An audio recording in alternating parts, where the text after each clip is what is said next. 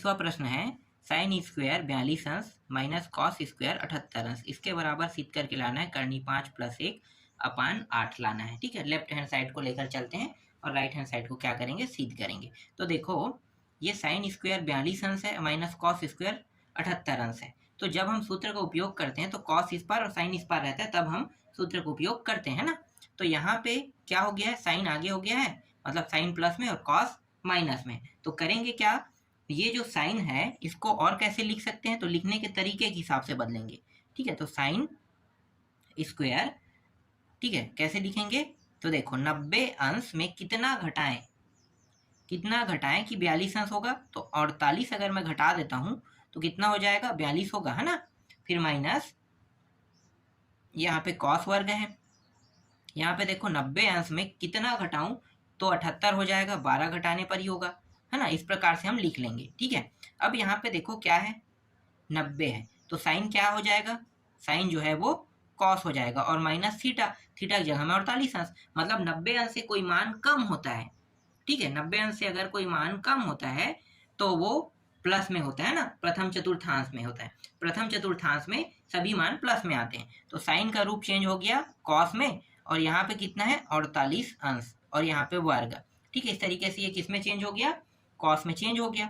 और ये जो कॉस में है ये चेंज हो जाएगा साइन में, साइन वर्ग। और ये भी 90 माइनस थीटा मतलब 90 अंश से कम है ना। 12 घटाएंगे तो क्या होगा, कम तो हो ही जाएगा ना, तो 90 अंश से कम है तो साइन वर्ग ये हो जाएगा 12 अंश।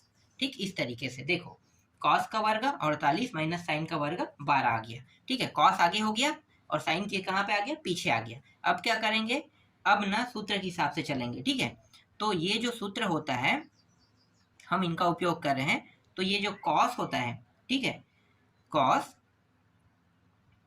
इन दोनों को क्या करेंगे, जोड़ देंगे 48 + 12 को, और दूसरे में इंटू करके क्या करेंगे, फिर कॉस 48 अंश माइनस 12 अंश, ऐसा हम भी करेंगे। ठीक है, इस तरीके से करके इसे हल करते हैं।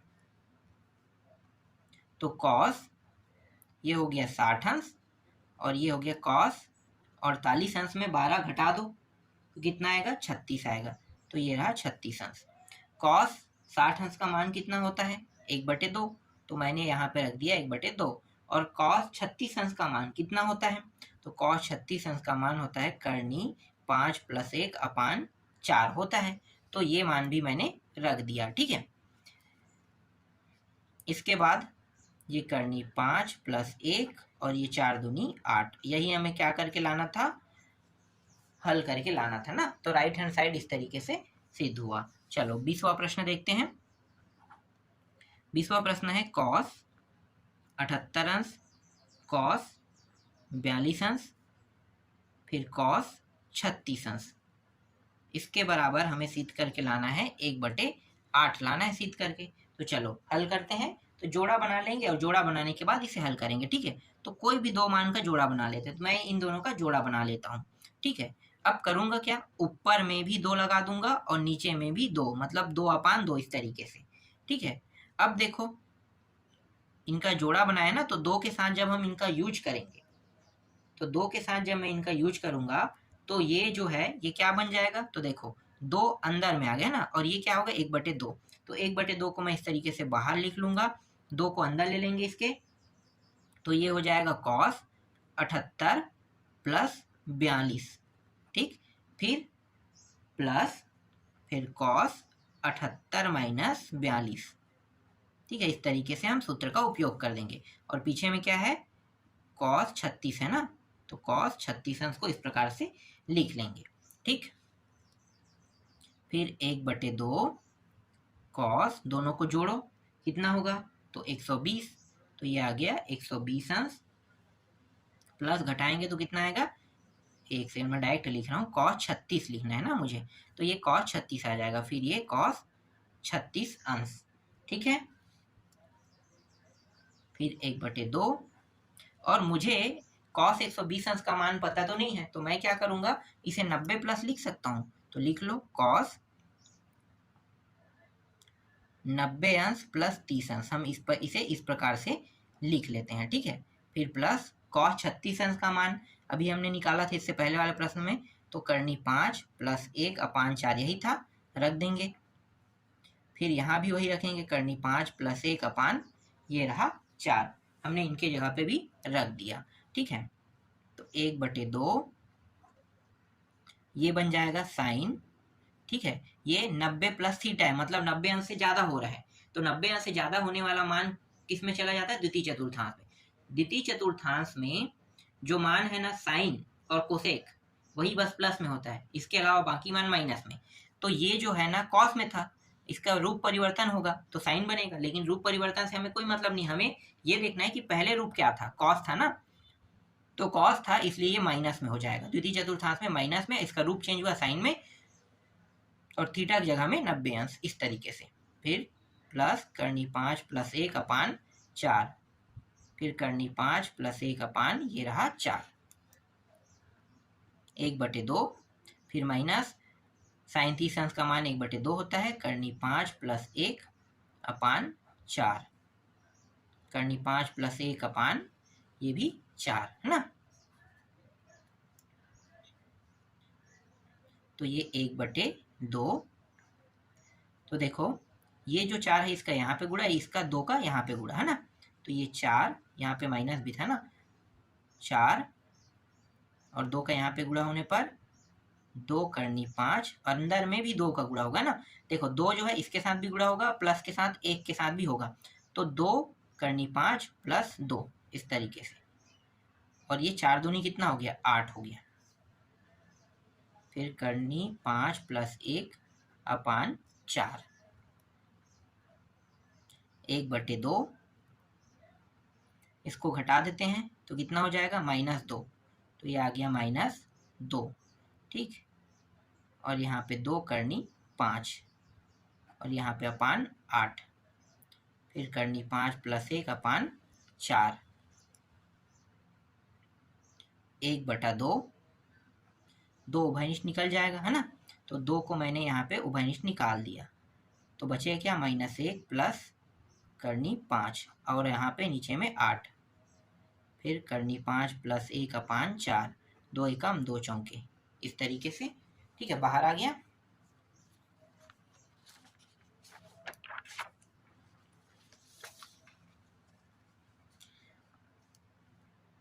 (1/2 -1 प्लस करनी 5, और यहाँ पे 4 दिया हुआ है। ठीक, इसके बाद करनी 5 प्लस 1 यहाँ पे 4 दिया हुआ है। तो ये जो मान पीछे में दिया है इसका अंदर में मैं गुणा कर देता हूँ, तो यहाँ पे 1/2।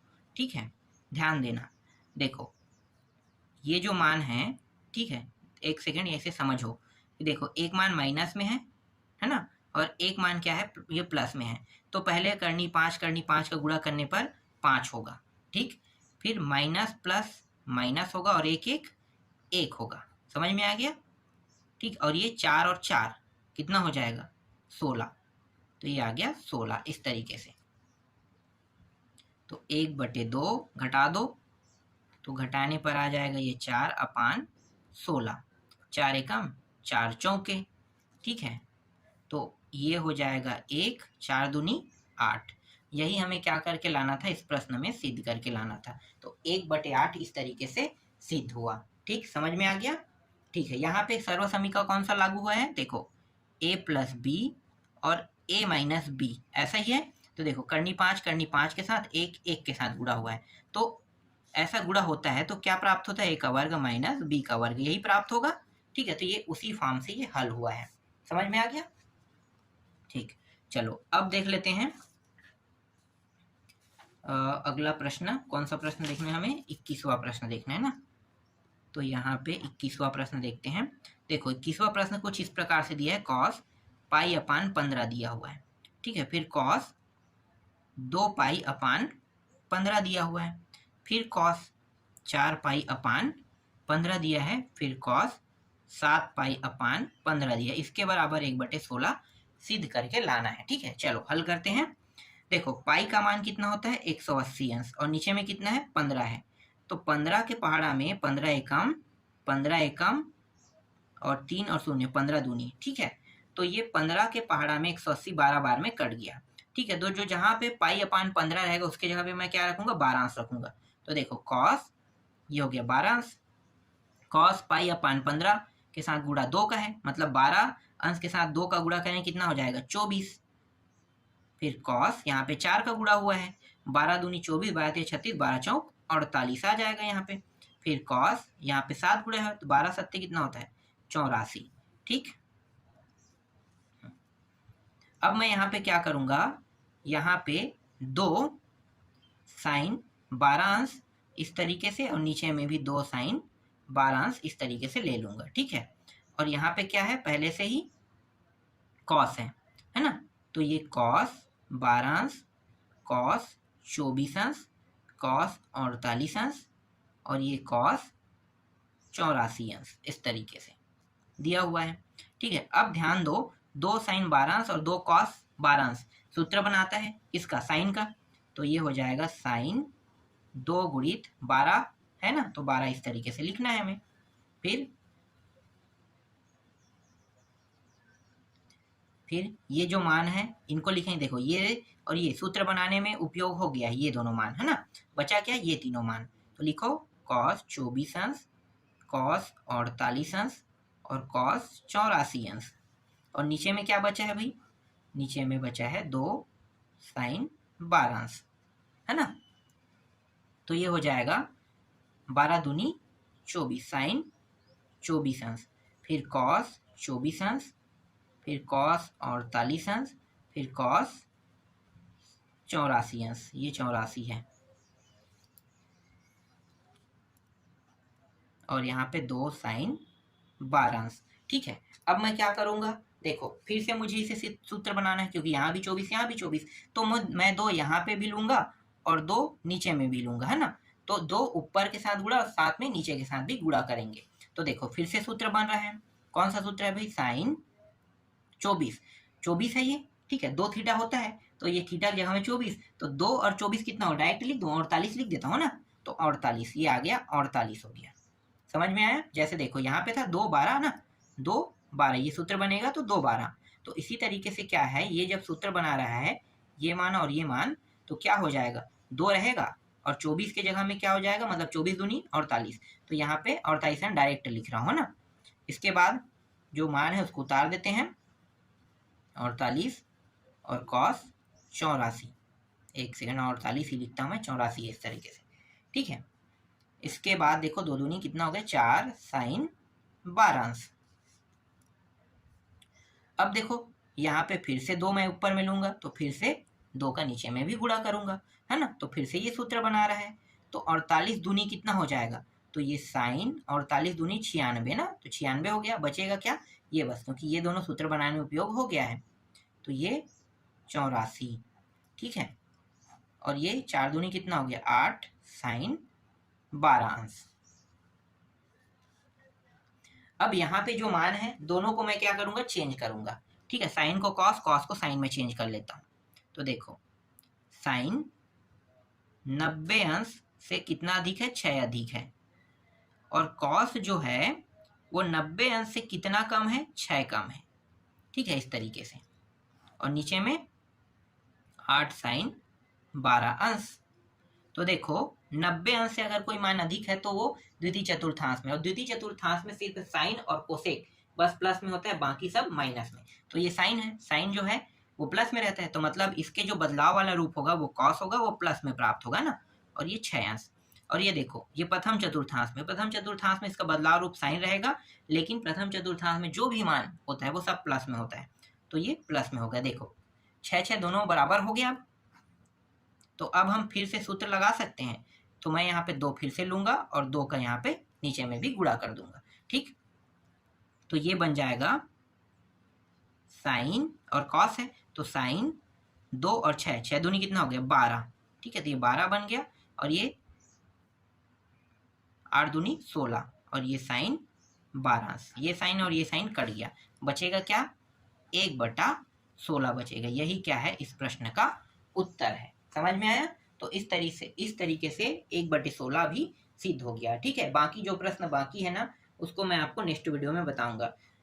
जो 2 प्रश्न बाकी है वो थोड़ा सा लंबा है सॉल्यूशन में, तो उसको मैं आपको नेक्स्ट वीडियो में पूरा बता दूंगा।